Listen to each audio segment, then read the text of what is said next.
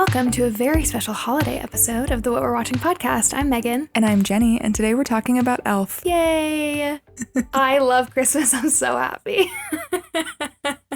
We're done with Thanksgiving. It's officially allowed. Yeah. Although, before we get into full holiday spirit, I do have an update.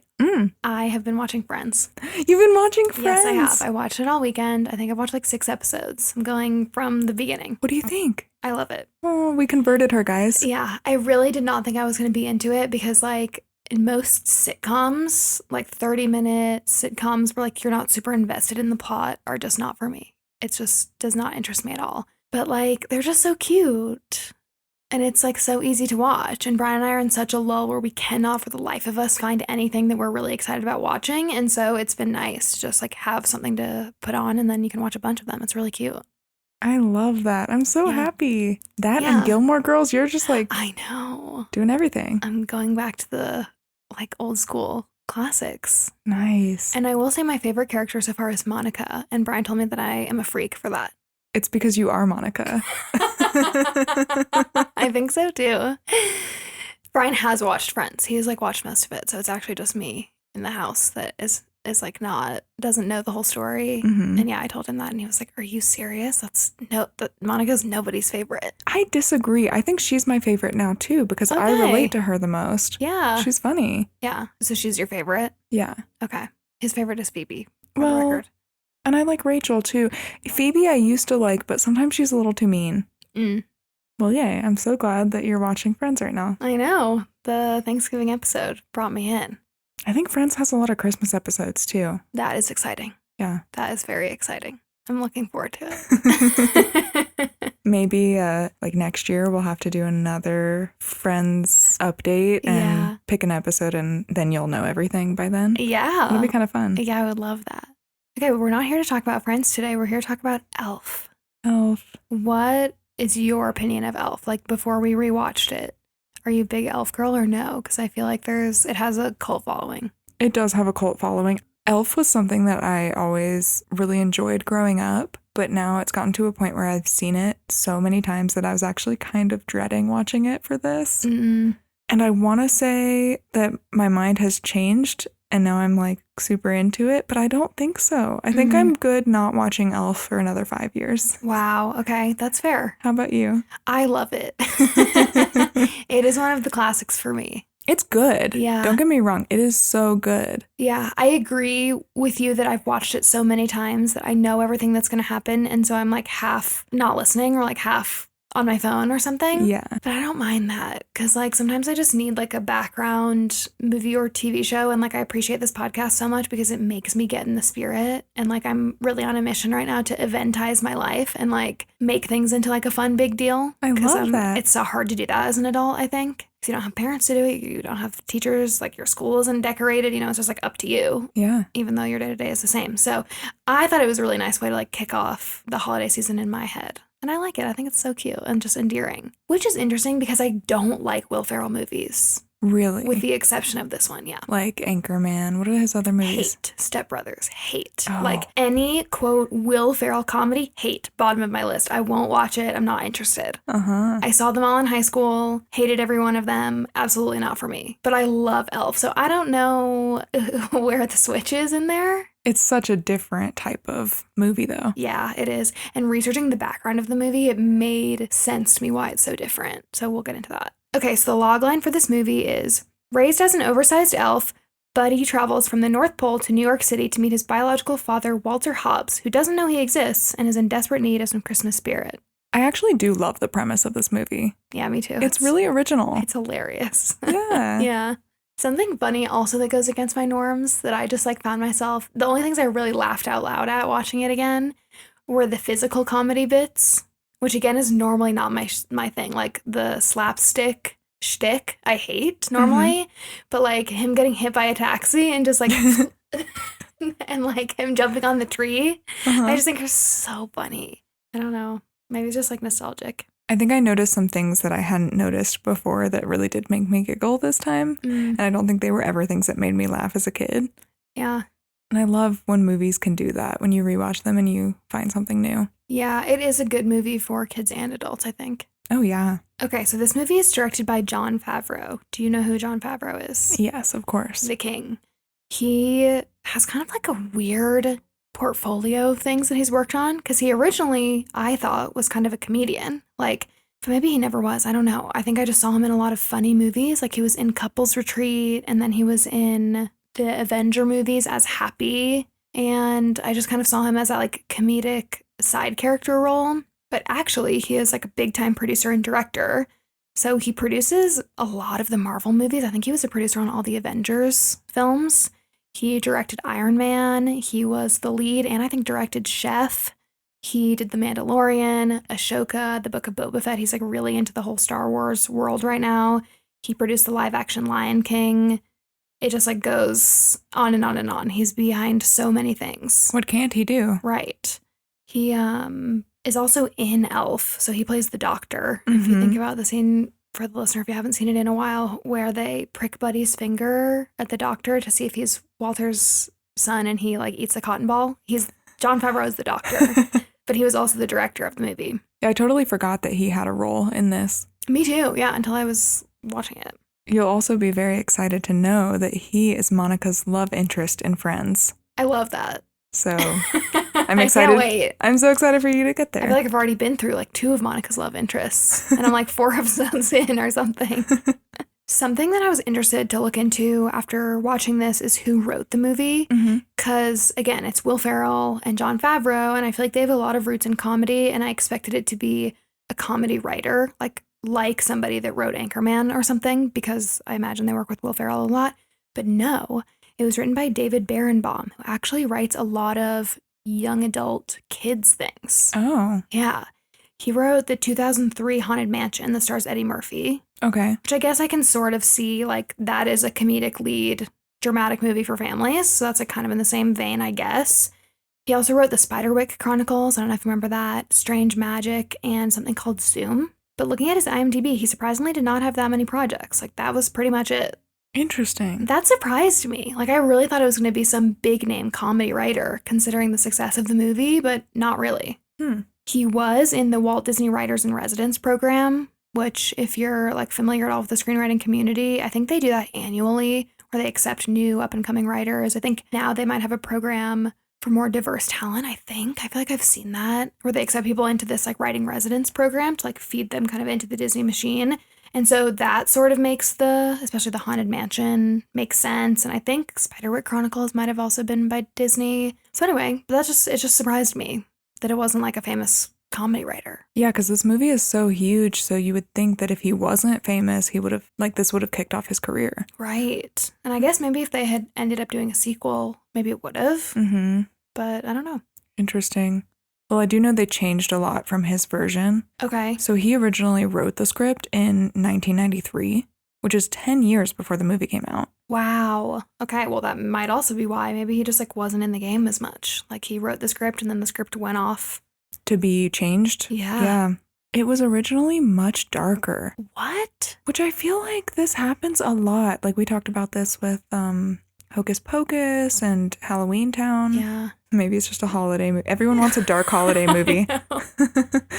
It was darker. It was probably rated PG-13 if they had to rate it. Jon Favreau actually like wasn't very interested in the script at all when he read it. And then he really wanted to be, I don't know if Will Ferrell was already attached to it or what, but he really wanted to be a part of Will Ferrell's first movie out of SNL. So yeah, Favreau rewrote the script. He was actually inspired by, I think, you know those like claymation, Rudolph the Red-Nosed Reindeer and all of those? Yes, totally. I think he envisioned Buddy's world that way, and that's how he was able to kind of change the script and make it more PG. That totally comes across. Like in the North Pole Land, it totally reminds me of those movies. I always watched those growing up. Yeah, and that's on purpose because they actually got the rights to be able to do that. Cool. I have so many things. I didn't know this was his first movie after SNL. Will Ferrell's first movie. I feel like I didn't either, and now I'm questioning if what I read was even right, because I'm like, 2003, does that make sense? I don't know. It was early. This came out in 2003? Yeah. Did you feel like it was later? I thought it was so much later. Like, so much later. That's like literally, I would think I was in first or second grade. Yeah. Wow. I for sure had like marked this in my head and like as a middle school or early high school movie that came out, but no, it came out when I was much, much younger. Interesting. I feel like it's aged well as far as like how the movie looks. Yeah, agreed. Agreed. It like does not look old. It doesn't, yeah, it's still a great movie. The fact that it was originally darker, I like cannot imagine a world in which this is a dark concept. Like I'm trying to imagine what that would have been. I guess like this whole like really intense publishing company is like kind of dark. I don't even know if any of it was the same. Like it could have just been about an elf named Buddy who comes to New York. I don't know how much Jon Favreau changed, but it makes way more sense that Jon Favreau redid the story to be what it is. That makes way more sense in my head. I think that's why it has his touch on it, you know? Like it feels very much like his movie. Totally. My mind just keeps going to like a horror version of this. Kind of want to see it. Yeah, like what was the David Harbour like Santa horror movie that came out a couple years ago? Yeah. That's like where my brain's going. Buddy the elf is a murderer. Yeah. Serial killer comes back to kill his dad. Yeah. Okay, should we talk about the cast? Yeah. Sort of already there. So Will Ferrell obviously is the lead. However, I read that Jim Carrey was originally considered to play Buddy. I could see that. Yeah. I really could see that. I can picture it because I feel like Jim Carrey, well, he's already done a Christmas movie. He did The Grinch. Mm-hmm. True, yeah. But he's such a physical actor. Mm-hmm. Buddy would have been like way too silly. Mm-hmm. It would have been too much. Like Will Ferrell's ability to like commit to the character is what makes it so good. So I don't think it would have been nearly as good, but I can see where they were going with that because Jim Carrey did a lot of the family movies and he's a comedian. So I could see that. But they went with Will Ferrell. And we love him in this. Will is married to Vivica Paulin and she is Swedish. She's a Swedish actress and producer. She worked on Wreck-It Ralph. That was one of her projects. She also used to be an art auctioneer. Like looking her up, that was the biggest thing that came up. So that's interesting. But they met in an acting class in 1995 and then got married 5 years later in 2000. And they have 3 boys named Magnus, Matthias, and Axel. So they're another like long-standing Hollywood couple. I had no idea. Yeah. Just like Lisa Kudrow. Like I love it when they are private about their lives. Me too. Yeah, I listened to an interview with him. Okay, until you told me the other day that he was a jerk. Didn't you say that? Oh, yeah, but I don't know if that is unfounded.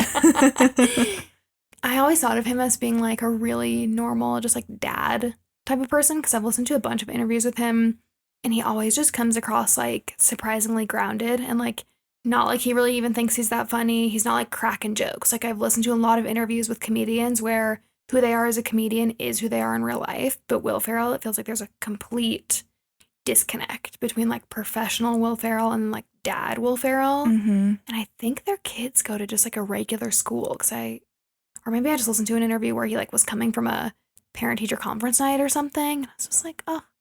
You're normal. Yeah, it seems that way anyway I love from that. the outside. Yeah. Cool. Yeah. Then we have James Caan who plays Walter Hobbs. He's from The Godfather. Which I don't know why I never put 2 and 2 together. No, me either. It's like in the Barbie movie, though, when like they are forcing the girls to watch The Godfather. Yeah. Isn't that the movie that they're watching? Yes. Yeah, no, I just like have no interest. No interest. No, thank you. He did pass away last year, which I didn't know. I didn't know that either. Yeah. Oh. I love him in this movie. He is perfect for the role of Walter Hobbs. He really is. Okay, then we have Zooey Deschanel who plays Jovi. We love her. Her long-term partner is Jonathan Scott from the Property Brothers, which I love. I really like that pairing. I think it's very cute. And her sister is Emily Deschanel, who is the star of Bones and also the star of Devil in Ohio.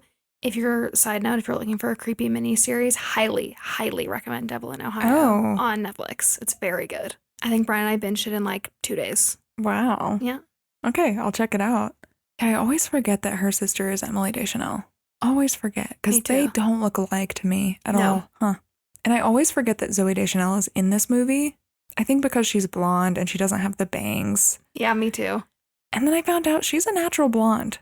Oh. This blew my mind. That is surprising. All I can see is her dark brown hair with the bangs and the layers. The new girl. Yeah. Yeah. Doesn't she have her own, like it's interesting she's with the Property Brothers guy. I feel like she has her own show now. It's like a food show. I can't remember the name of it, but I know I wanted to check it out. I don't know. I could see that for her, though, for Mhm. sure. We also have Mary Steenburgen. She plays Emily Hobbs, and I love her. She is so cute and sweet, and she does such a good job in this movie. And she is actually Lily Collins' mother-in-law. I did not know that. Yeah. She is married to Ted Danson, who is from The Good Place. He's I forget his character's name, but he has the white Michael, hair. right? Yeah, Michael. Yep. They're married in real life, and I don't know if it's their son or her son. I'm not actually sure, because his last name is not Danson, so I think it's her son, maybe from a previous marriage. His name is Charlie. I think he's a director, and he is married to Lily Collins. They got married in Colorado a couple years ago. Wow. Yeah. And so it's cute because like Lily and her will like post for each other's birthdays and stuff. It's great. Oh my gosh, she is so perfect. I love her in this role. Mm-hmm. I love her in every role she's in. I feel like she always plays the mom. Yeah. Peter Dinklage is also in this movie. I forgot. I forgot that he was in this movie. There's so many people in this movie. It's easy to forget until they come up in the movie. Like the same with Zooey Deschanel. I feel like every time she comes up, I'm like, oh, I forgot. Yeah. Yeah. Yeah, he plays Miles Finch. Yeah, he did a great job. And he looks so different in this movie, too. Mm-hmm. Yeah, he does. If you don't know who he is Tyrion Lannister from Game of Thrones. Mm-hmm. And the last person I just want to like mention super quickly is Amy Sedaris plays Deb, who is like the Walter's secretary, I think. Yeah. And she is David Sedaris' sister. Right. If you know David Sedaris, the like comedian author. So I just thought that was cool. I didn't put together that was her. And she's very funny.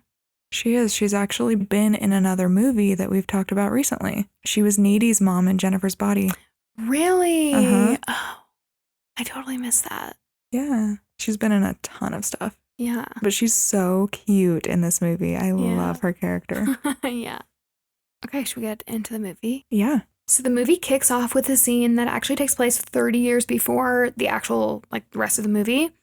And we see Santa at an orphanage, and a little baby from the orphanage crawls into Santa's sack. And then when Santa gets back to the North Pole later, there's a little baby that like crawls out of his bag. And So Papa cute. Elf like volunteers to raise him. It's very cute. Yeah, because Papa Elf always wanted a child. Yeah, we love Papa Elf. He's so sweet. He is.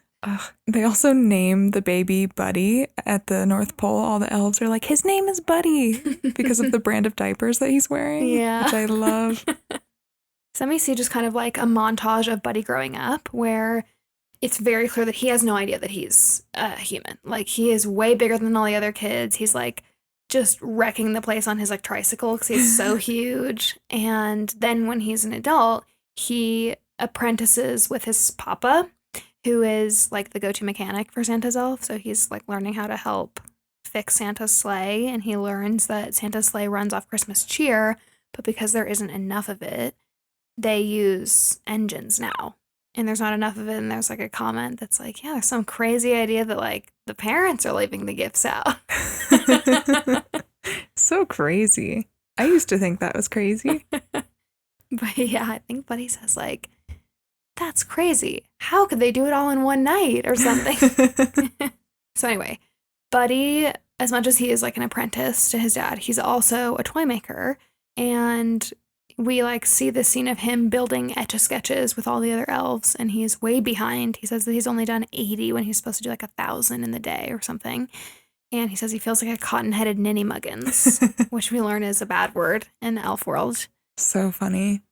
There's this really funny scene where, because he's bad at making the toys, he gets sent to be a toy tester for the Jack-in-the-Boxes. Yeah.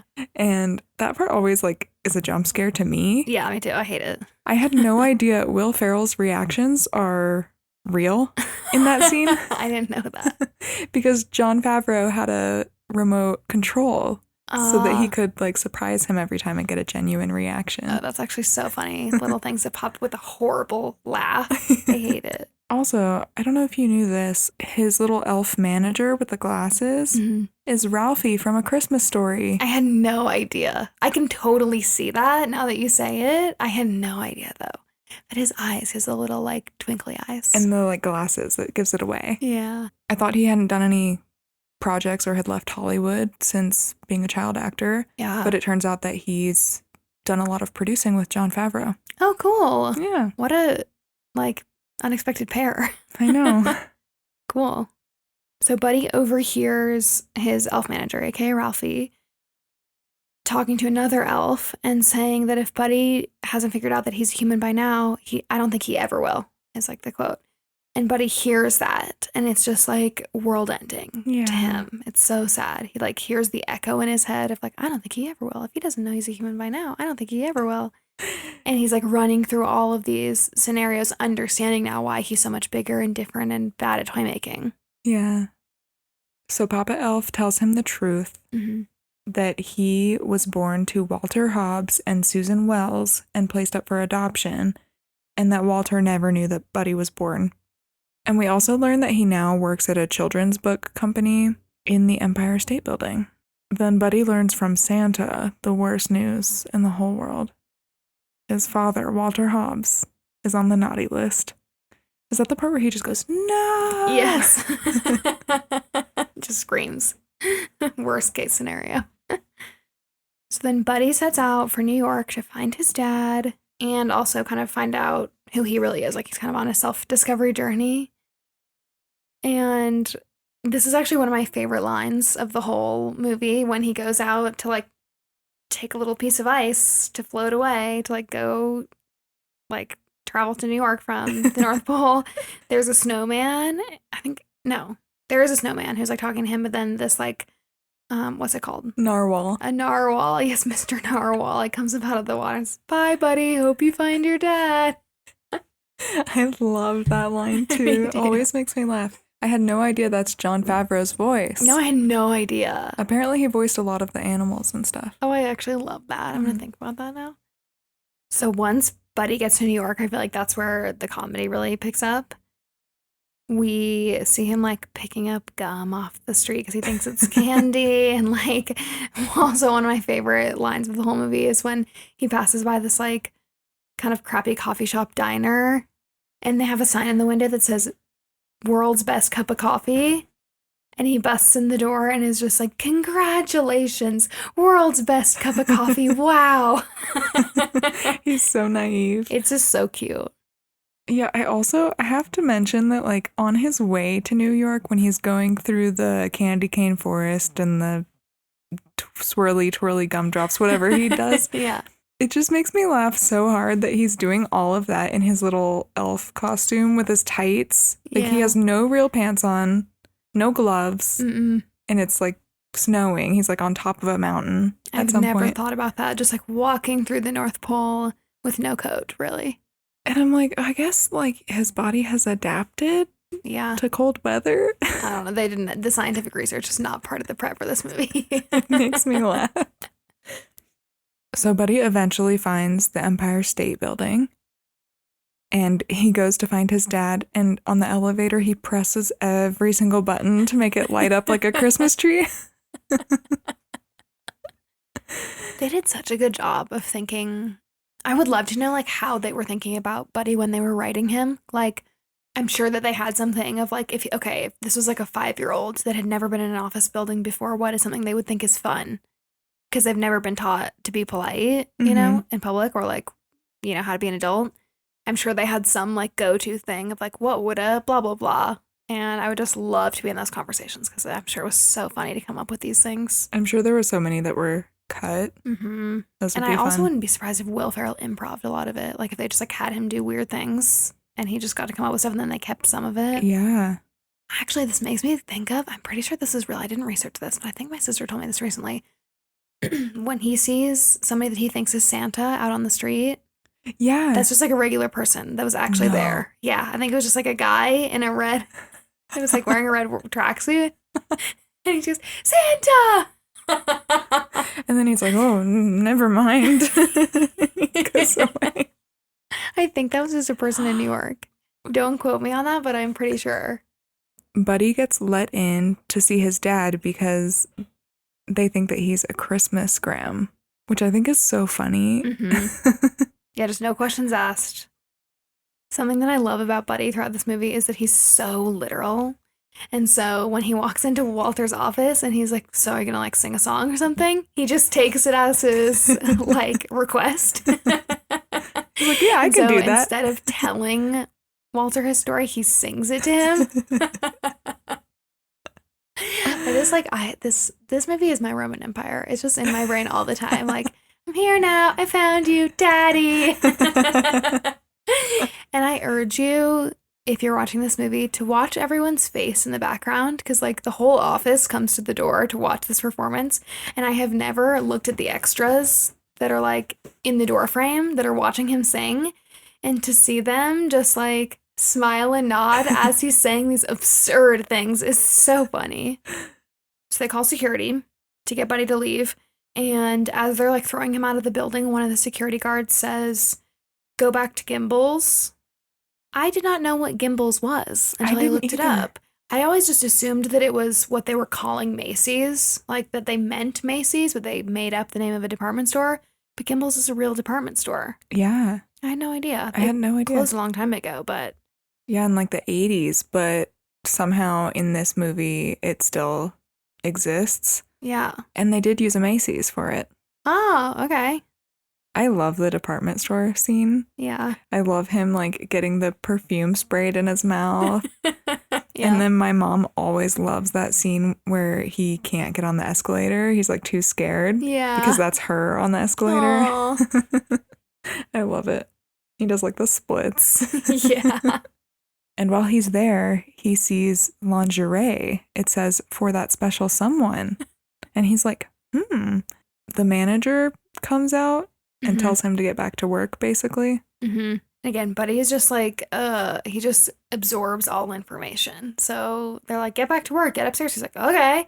And he just walks upstairs to like the kids area and he finds it's like decorated like Christmas. There's a bunch of Christmas stuff out. The other workers are dressed like elves. So he's like, oh, yes, this is great. And he sees Jovi. Immediate love. Mm-hmm. They also announced that Santa is coming tomorrow. This is another iconic line of the movie because Deitch goes, Santa! Oh my God, I know him! And I just like was trying to look at the manager's expressions the whole time because I'm like, what is he actually thinking about this man? Yeah. So then Buddy and Jovi have this like kind of cute conversation where you can tell that he's interested in her or just like wants to be friends with her, and she's like not having it. She's like, I don't know what is with this creepy guy in an elf costume, but I'm not having it. Fair. Very fair. And this is where he mentions the best way to spread Christmas cheer is singing loud for all to hear. And she's like, I don't sing.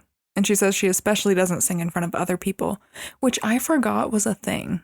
Mm-hmm. I don't know why I forgot that was a thing. I knew she sings, and I know that's big later on in the movie, but I forgot that she was against singing in front of other people. Mm-hmm. Yeah, this so is important. like, this scene is like very full circle to the last scene. Mm-hmm. It's really cute. So then the store closes, and as the store's closing, I think he says to Jovi or somebody, there's so much to do. Santa's coming tomorrow, or something like that. And then we see the store close, and Buddy is sneaking around, making it perfect for Santa, and like building things out of paper and like making decorations and snowflakes. It's like very excessive.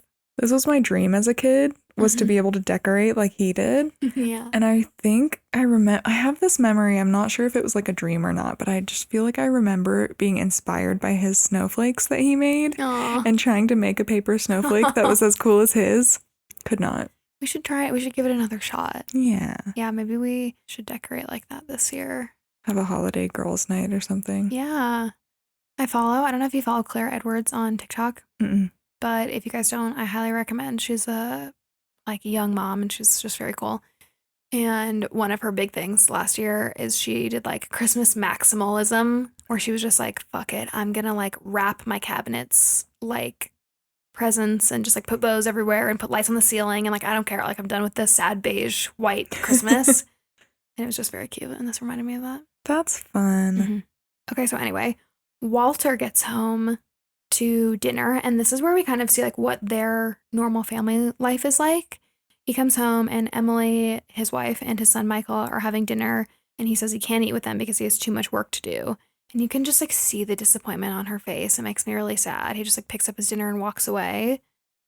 And then we see him go back to his office and he's looking at a yearbook photo of him and Susan Wells. It's the same photo that Papa Elf gave Buddy. So we like know that that's legit. Yeah, which I kind of like thinking that, oh, he's really ruminating on this. Like, how did that elf guy know who Susan Wells was? Mm-hmm. Is that legit? Like, could she have been pregnant? Mm-hmm. He's like thinking about it. Yeah. You know what I just thought about for the first time? Did his mom die? Yeah, she did. Okay. You were like, where does he want to get? Orphanage. I didn't, but I wasn't sure if if they just like, she put him up for adoption. It said she passed away, yeah. Okay. I don't know where I missed that, but just for the first time I had the thought of like, hey, why is he only trying to find his dad? Where's his mom? Oh, okay. So in the morning, Buddy hears this beautiful singing in the women's locker room, which for some reason there's a women's locker room at the Macy's. Yeah. And it's Jovi in the shower singing Baby It's Cold Outside. And then Buddy is singing the other part with her because he's so naive. He has no idea what she's doing, even though he has showers in the North Pole because we've seen him in the shower. Mm-hmm. But anyway, we just won't think about the logic here. That's true. Yeah, you can't think too hard. You can't. No.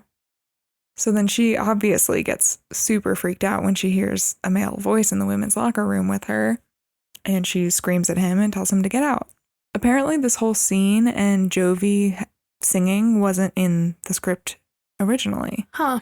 I think Jon Favreau added it because he found out Zooey Deschanel could sing. Cool. Which, like, that's bringing back this memory that she has, like, a band or something. Or yes, like a she does two-person. actually sing. Yeah. Like, I think she has albums and stuff. She's got Christmas albums. Now that I think about it, I'm, like, pretty sure she has some Christmas songs.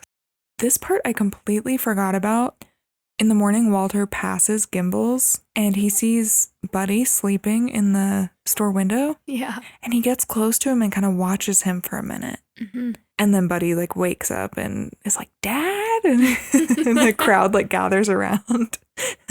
And then Walter walks away. But I was thinking about it and I was like, I think at that moment, Walter is really like getting a close look at him and being like, does that look like Susan and me? Could that be my son? Interesting. You think I bet you're right. No, I bet you're right. I've just really never thought about that scene. It's like kind of a throwaway in my head. But I always thought it just served the purpose to show that Walter is a dick and is like, or maybe it's even just sort of foreshadowing, like maybe he does care or he's curious or interested. But the second that other people are there to witness it, he's like, never mind. I don't know you. And he's walking away. Interesting. Yeah. Maybe it's just both.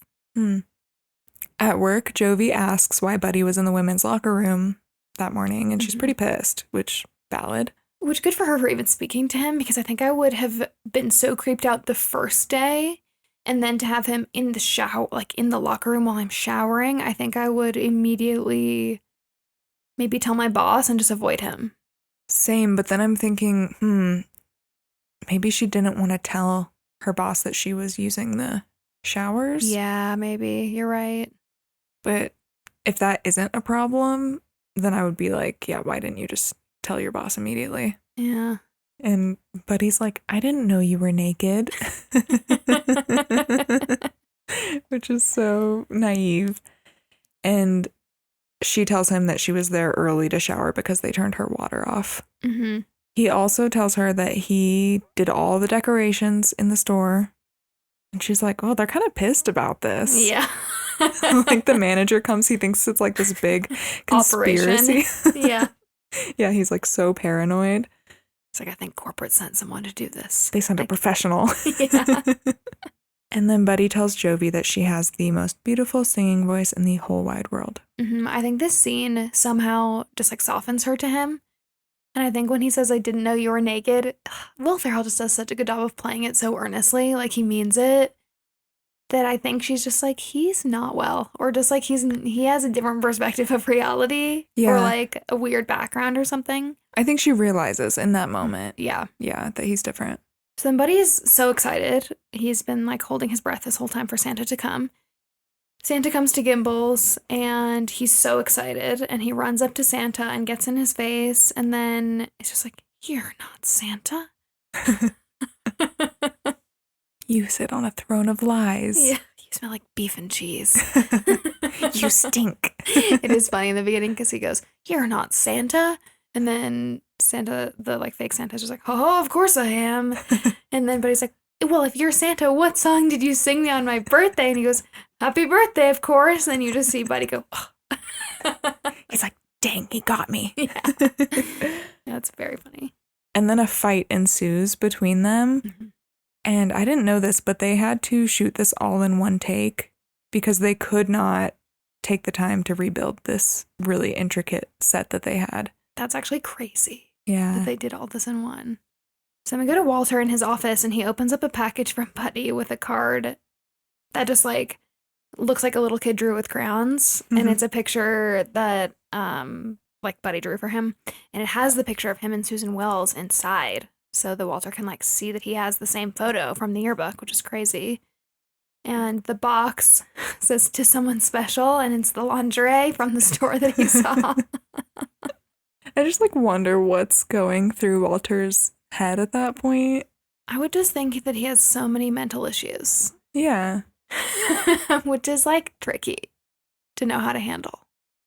But I think that is what Walter thinks. Walter's just like, he's actually delusional. And you see this with Emily, Walter's wife, just being like, he cannot live by himself. He needs to stay here. He like needs help. Yeah.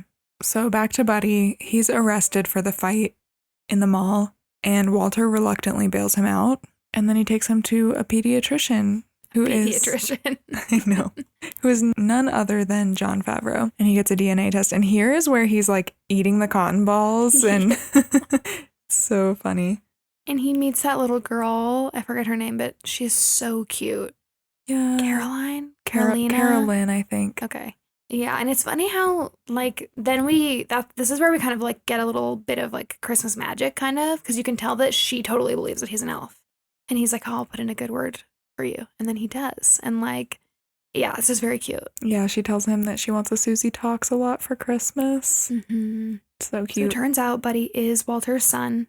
And the pediatrician, Jon Favreau, tells him that he should take Buddy home to meet Emily and Michael. And then hopefully with some nurturing, Buddy will, like, grow out of this feeling like he's an elf. So Walter does that begrudgingly. And then we get to see like Buddy at home with the Hobbs. And it's wild. Yeah, I think it's so sweet how Emily is like, well, this is great. You have a son. It may not be exactly what we expected, but, you know, we'll make it work. Mm-hmm. And then he's like, Emily. oh, she's so sweet. And then Walter's like, he thinks he's an elf. Yes. She's like, I'm sorry? He's like, you don't understand the situation.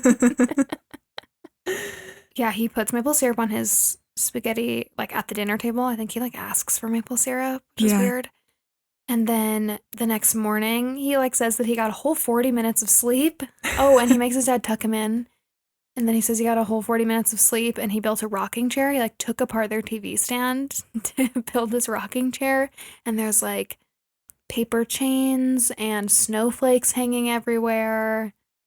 And I think this is when Emily gets it. Emily's like, oh, okay. Mm-hmm. And then he says that he made breakfast for everyone, or maybe he like packed lunch for everyone, and it's baggies of leftover spaghetti noodles with maple syrup and candy. And this is where we get the iconic line about the main food groups for elves. Or I think it's like candy cane, candy corn, and maple syrup. I think it's those. How is he alive? I don't know. Yeah, I really like, though, that Emily is like, we have to take care of Buddy until he recovers. Mm-hmm. They have this, like, thought that he's going to recover from thinking he's an elf. Yeah, I think the pediatrician is alluding to, like, this is because of childhood trauma or something, and this is, like, a trauma response.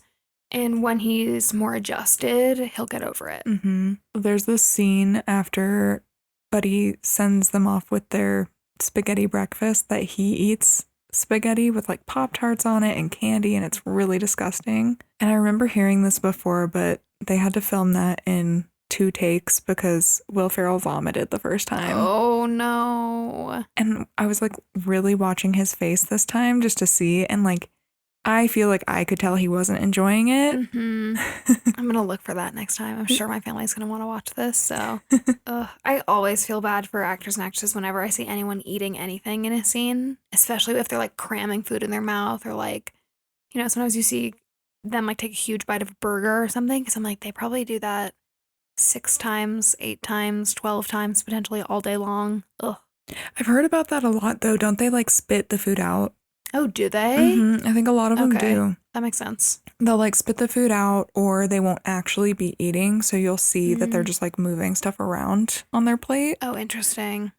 because otherwise they would get sick. Yeah.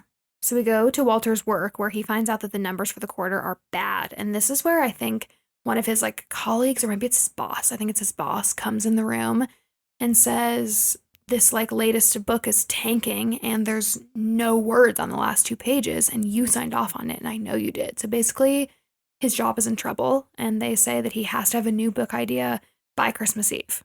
So Walter's already like cranky and then we get this added like stress added onto him. And so that will come back later. And then we get one of my favorite scenes, which is where Buddy is waiting. He waits like hours for Michael to get out of school. And then Michael is ignoring him. He's so embarrassed because he's like, Michael, Michael. And he's like, oh, I don't want people to know that I know this man that's dressed like an elf who's following me. 30-year-old, like 6'5" man. It's kind of creepy when you think about it. Yeah. But yeah, he's like avoiding him. And then these bullies come and they start pelting them with snowballs.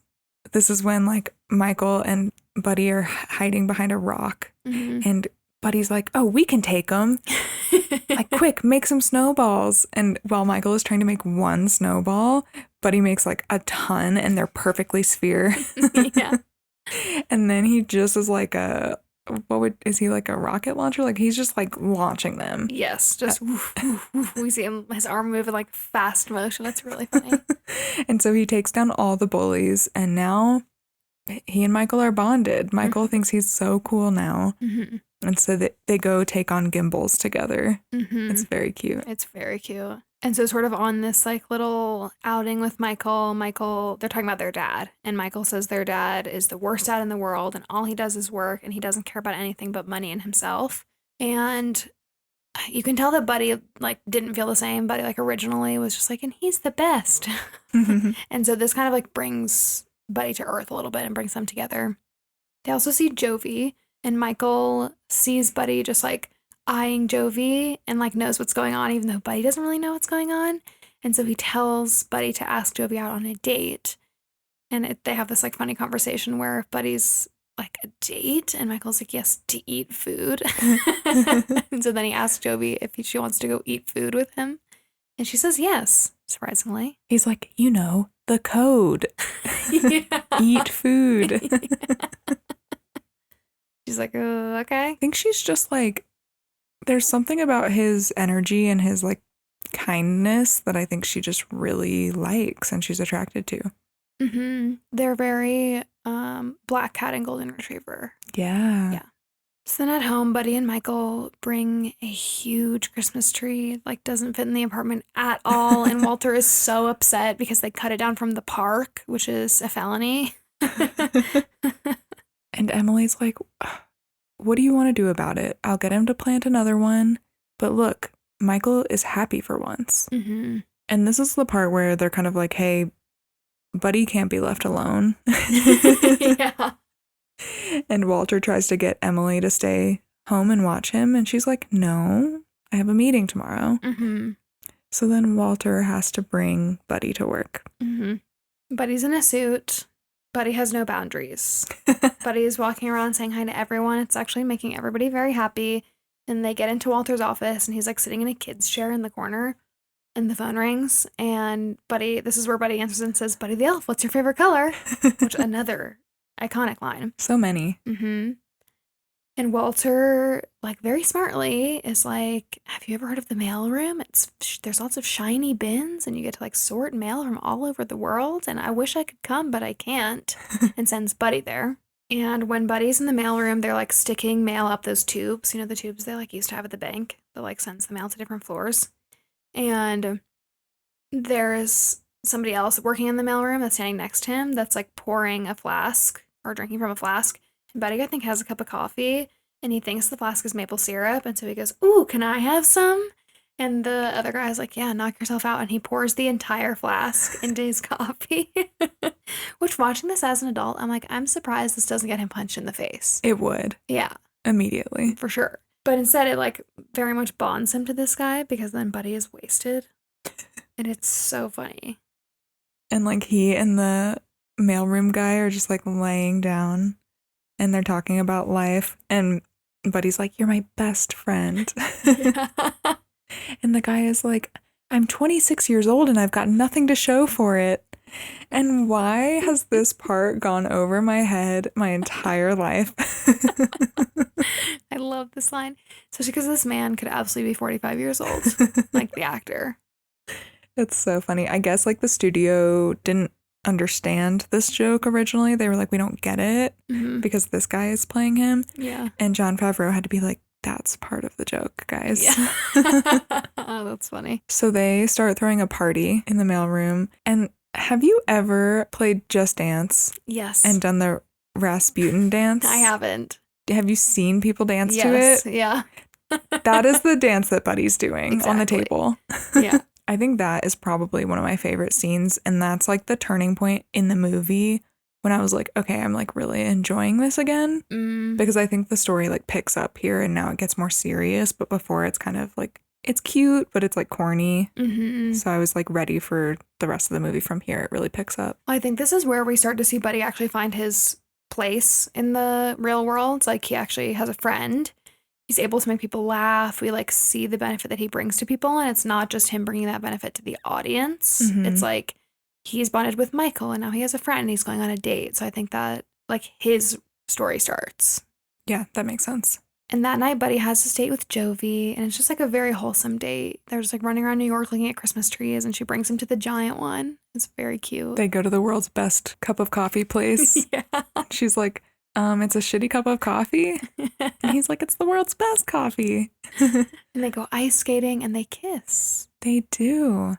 Meanwhile, Walter's still at work. He's been trying to save the business by hiring this like really temperamental writer, Miles Finch. He's like very high maintenance. And when Finch arrives, this is Peter Dinklage, and Buddy mistakes him for an elf. And this just like really offends Miles Finch, obviously, who beats the shit out of him. Yeah, it does not go over very well. This is again like Buddy's literalness like strikes again. Because like in his previous experience, the only people that he's ever met that are this short are elves. And so he's just, and like Miles Finch just keeps going, call me an elf one more time. And Buddy's like, you're an elf. Like he does not get it. No. Which this is the only part of the whole movie that I was like, it's funny, but like, did it age that well? I don't know. I don't know. I know Peter Dinklage really makes a point to try and book roles that are outside of the stereotype. Because he wants people to get a more like well-rounded view of what a person with dwarfism is. Yep, totally. And how they're like everybody else.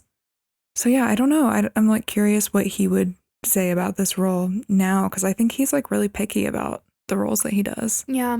But I do appreciate at least that like the point of the scene is that it's so rude and ridiculous that he's saying that that's what makes it funny. So it's not like leaning into it anyway. So I think that makes it okay. Yeah. And so Miles Finch just storms out without making a deal. And Walter is so upset that he screams at Buddy to get out of his life. But Finch left his notebook of ideas. And so Walter and his team start stealing from it and preparing for their big pitch that they have. Which actually watching this again, this surprised me that they did that they stole his idea.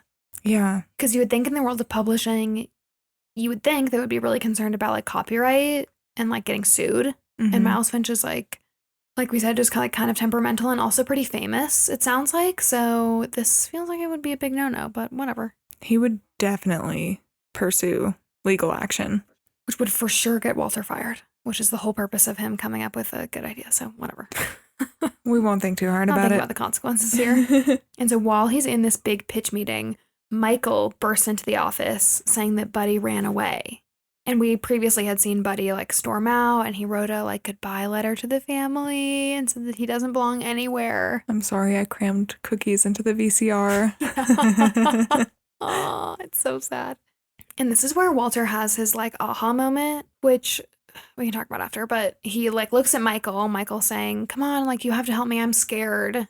And then his boss is saying, "No, Hobbs, you need to finish this pitch or you're done," basically. And then Walter just says, "Up yours," and leaves the meeting.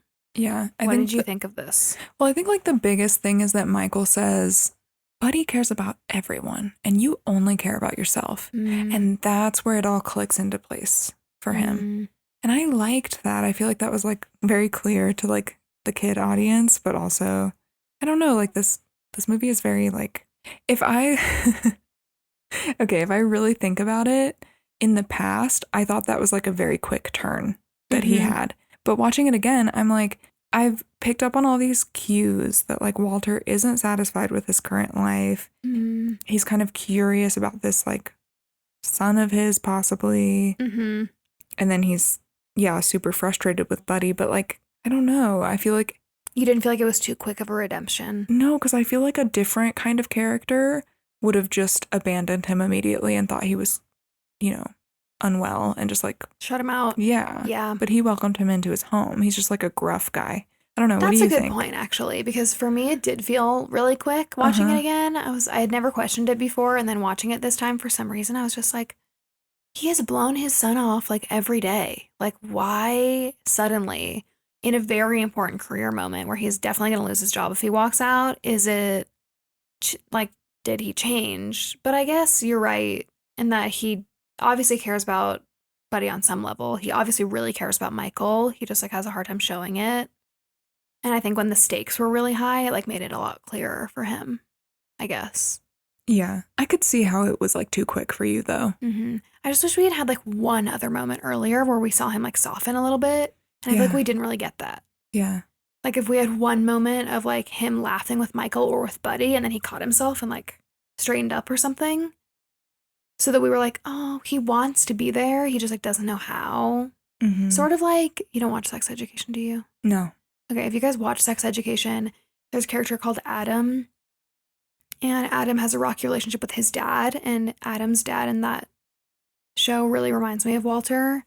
And that's a similar situation where like, and it's over a show, so there's more time to show it. But like, you can tell he cares, but he doesn't really know how to like, he's not in touch with his emotions. He doesn't know how to show love.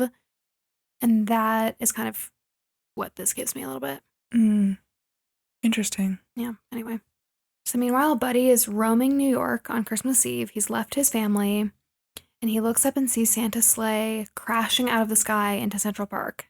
Great timing, Buddy. Yeah.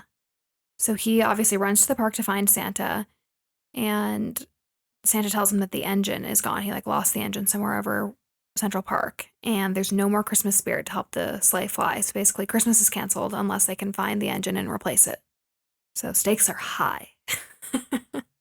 And I love this part because Buddy's pretty like down about himself right now because he's like, I'm not an elf. And he doesn't really feel like a human either. He's like, what am I? Santa tells him that he's more of an elf than any elf that he knows and that he wants him to be the one to help him. Yeah. Which is very like Rudolph to me. Yeah, it is. It's like, won't you guide my sleigh tonight? Sort of while Buddy is doing this, there's a crowd that's gathering outside Central Park because they saw Santa's sleigh crash. They saw something crash. They didn't know what it was. So it's like picking up news attention. And we see Jovi watching the news, like eating ramen from her apartment. And she sees Buddy walking through Central Park like in Bigfoot type photo. We referenced this part of Elf in another episode, didn't we? I don't know if we did, but I know that I reference this in daily life. Maybe that's so often. So often. That's what it was. We saw a picture of Stevie, my dog, at her daycare, and she was like in motion in the like photo on their Instagram story, and she just had crazy eyes, and she looked wild, and that's what you said. You're like, it's giving the Buddy the Elf Bigfoot photo. I remember, yes. Yeah, no, I reference that very often. Yeah. Okay, so Michael and Walter somehow find Buddy and Santa in Central Park. Do they just like happen upon them? How does this happen? I don't remember. They see Santa's engine and they start coming up to it just as Buddy That's right. is coming after the engine. Yep. Walter apologizes and tells Buddy that he loves him, and they hug. because Buddy holds no grudges. Yeah. He's so pure. Somebody takes them to meet Santa, and I love this part because it's just like everybody knows Buddy was telling the truth, you know, and Michael is like here for it, and Walter is like in shock. You can tell. He must just be like that, you know, that gif of that lady and there's all the math equations like going across. This must be him. Yes. Yeah, just like circling the head. Because his perception of Buddy was, this is a neglected kid who's had trauma, grew up in an orphanage. Not in touch with reality. Yeah, and I have to help him recover because he can't be left alone. And now his perception of Buddy is, wait, he was raised by elves in the North Pole. Yeah, and this is actually Santa. And everything he said was the truth. It just makes me think of something that never sat right with me as a kid with all these Christmas movies where like the adults don't believe in Santa in the Christmas movies, but if the adults don't believe in Santa, then like who do they think is leaving the presents out if Santa is real? I don't know. I had such a hard time with this as a kid. I always did too. I was like, well, then who left the skateboard for Michael under the tree? Like, who do you think that was? If Walter knows that it wasn't Walter, then who does Walter think it is if he doesn't believe in Santa? How I always explained it in my head as a kid was, okay, Santa won't go to the houses where the kids are already getting presents from their parents. I like that explanation. But then it's like, how come he doesn't go to the families who can't afford Christmas? Right. And how come some people's Santa gifts are wrapped under the tree and some are just by the stocking? Oh, what did your family do? Ours were unwrapped by the stocking. Okay. Like we had like family gifts wrapped under the tree. And then we would have like little stocking stuffers. And then we usually had like a couple big things from Santa. And they were like out. Just like when I was little, it was always like a big pack of like play food or like American Girl doll stuff that was like out with my stocking. But most of my friends, I feel like, had like special Santa wrapping paper. And the gifts would be wrapped under the tree. And then they knew that like wrapping paper was Santa wrapping paper. Oh, fancy. What did you do?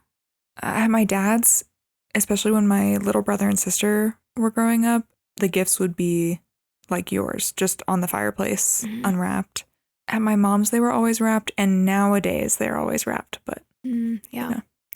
We're all adults now. Yeah. This makes me think a lot about like doing Santa for my kids because lying gives me anxiety. I've thought about this a lot too. Of course. Okay, great. We both thought about this a lot. Yeah. What are you going to do? I don't know. Yeah, I don't either. Part of me is like, I don't want to lie. I don't want to deal with it. And I already know that Brian's not going to want to lie. But like, also, I don't begrudge my parents at all for doing it because it was so fun and magical that I like want to give my kids that. Yeah. But also, I don't know. There has to be a way where you can like still give them that magic, but also feel like you're not lying to them. I don't know. Once I have kids, I'm sure I will like have a better perspective on what I want to do. I know we're on such a tangent right now, but my parents like went the extra mile to like prove it because I think we just like were suspicious always of everything. Like I remember when I would lose a tooth and me and my sisters all did this. We would leave a note under our pillow with the tooth for the tooth fairy saying, please leave us a photo to prove you exist. And my parents did it. My parents would like Photoshop a Barbie in like a fairy costume that we had like in our window like of the kitchen, and then they would like leave glitter everywhere and stuff. Like they did the most. Aww. And they would like change their handwriting. My parents are very artistic, so they would like change their handwriting and like write notes back to us like from Santa and from the tooth fairy to just like prove it. Because we were always like, it doesn't make sense. And I specifically remember sitting on the couch with my mom telling her that I didn't think I believed in Santa, or I think I just asked her point blank. And she was honest. I think I was young. I think I was like 8 maybe. Maybe that's old for Santa. I don't know. And as soon as she was like, yeah, I know, you're right. He's not real. She always tells me like, then I was like, and the tooth fairy and the Easter bunny, and just went on and on about all of it. This must be a really common experience because mine is almost the exact same. Really? I was like 7 or 8 and I found out that my mom was the Easter bunny because I saw a baby book that I had that she had signed from the Easter bunny, It was her handwriting, and I was like, Mom, this looks like your handwriting. And then that... Oh, kids are smart. Yeah, and then that led me to the Tooth Fairy, which then led me to Santa, where I had a meltdown. I screamed. I was so upset. My sister, on the other hand, I hope that she's okay with me saying this.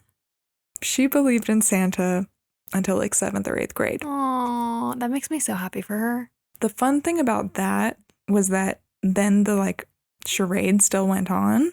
Yeah. For a very long time for me, because when she was that age, I was like 24. So yeah, that's fun. Yeah. Oh, that's fun. Yeah, my youngest sister Emma, we found out was faking it for years.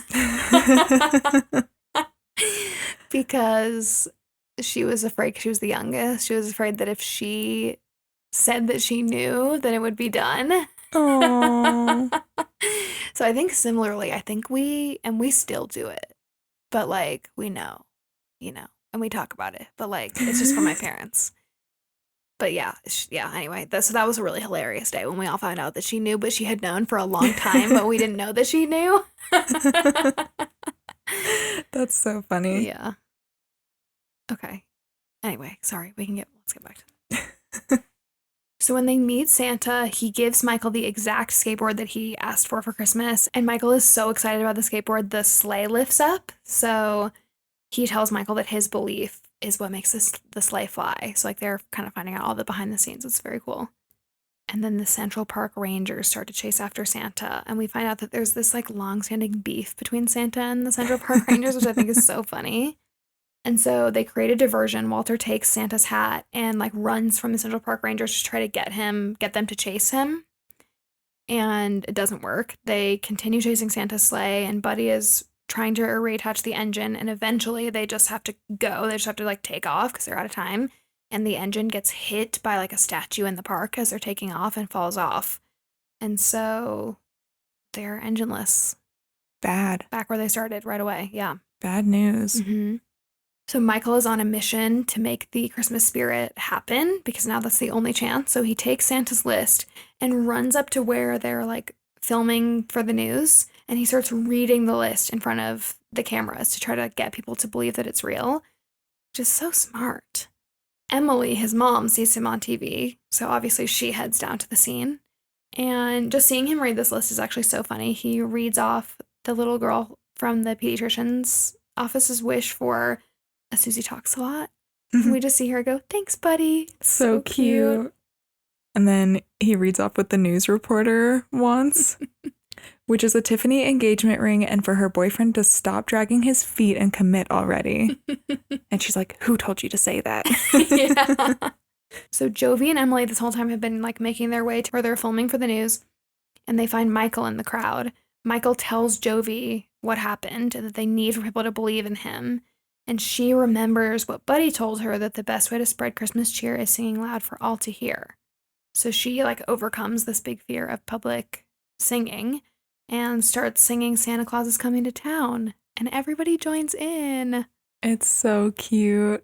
I love when Emily starts singing and it's so bad. Yeah, but she's just singing loud. It's so cute. So cute. And then the people watching at home join in, and eventually Walter joins in too, and that's really what Santa's sleigh needs to get going. And like whooshes over all of them. And so then we get this like really nice final scene where Jovi is singing while Walter plays the piano, and then Michael, Buddy, and Emily are opening presents. It's just this like very wholesome like ending Christmas scene that just shows that they all like kind of became one family. It's really nice. It's so cute. I love Walter playing the piano. Yeah, me too.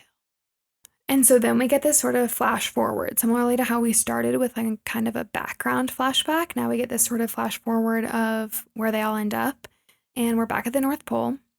Papa Elf is kind of like explaining to us what happened to everybody, and he says that Walter started his own publishing company, and the first book was released by a new critically acclaimed author, Buddy, and it was called Elf, a fictional tale about all of his adventures. And we see Buddy and Jovi with their daughter named Susie. So cute. At the North Pole with everybody. It's so cute. I never caught that her name was Susie. No, I never realized that it was after Susan Wells. Never. Yeah. That's so cute. And I love that they go visit Papa Elf and that like that part of his life isn't over. That's so sweet. I know, I love it.